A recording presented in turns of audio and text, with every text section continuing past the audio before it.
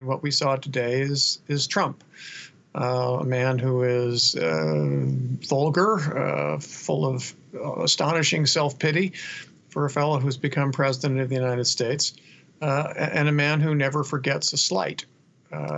He simply cannot do that. And regrettably, I think we can look forward to at least the rest of this year of this man trying to strike back against those people whom he perceived to be his enemies, which includes essentially anyone who has the temerity to criticize him even in the slightest way. So wallowing in grandiose self-pity, as you say, someone who bears a grudge, it's not the kind of modus operandi that is going to unite a country. But would that be what Trump actually would want to do you think?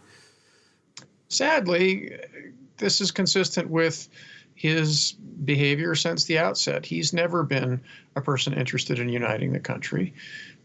He has been a person whose basic approach is to seek almost slavish adulation from a certain segment of the population and hope that segment of the population will be sufficient to carry him through to electoral victory. And that becomes more possible in this country because of our peculiar electoral system, which does not rely on the popular vote, which he hates to remember, but is true. He lost by nearly 3 million last time. And because of our peculiar electoral college, he nonetheless managed to become president. And I think he's trying to thread that needle again. He might. Sadly, he might. The whole process of this impeachment, Frank, talking about no witnesses being called, and indeed various people's testimony blocked during the investigation phase too, and even John Bolton's book was blocked from being published, lest his revelations harm Trump's case. Do you feel, in any way, this whole process that we've seen play through to its conclusion yesterday, has tainted the American system, tainted democracy? I don't know whether it's tainted it so much as it certainly has damaged it. Because what we saw over the course of some weeks is that one of the great American political parties was not only willing to acquit a president of their own party, which is not terribly surprising. It was always going to be an incredibly tough lift. I mean, one of the interesting things about Mitt Romney is he's the first senator to vote for an impeachment of the president of his own party in American history. Now, not that there have been a lot of occasions to do it, but he's the first.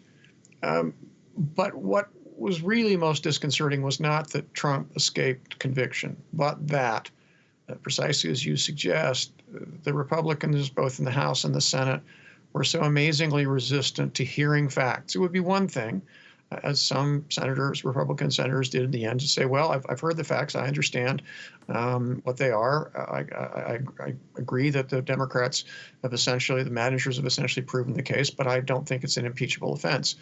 I disagree with that judgment constitutionally, but it's at least intellectually defensible.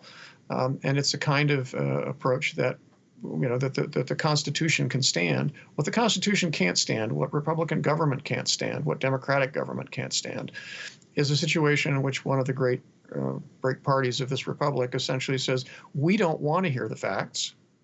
We refuse to participate in finding them.